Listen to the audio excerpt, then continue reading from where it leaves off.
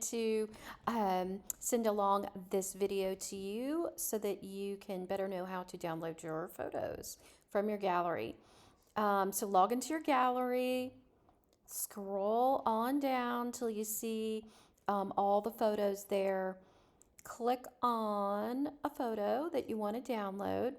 When you hover over this download icon, which is in the bottom left, the down arrow, you'll see how many you have available to you. So you just click that. It's going to ask you where you'd like it to download, your computer, Dropbox, or Google Photos. Continue there, and then you'll see it has 2 left. So just repeat the process until you have picked all of your photos.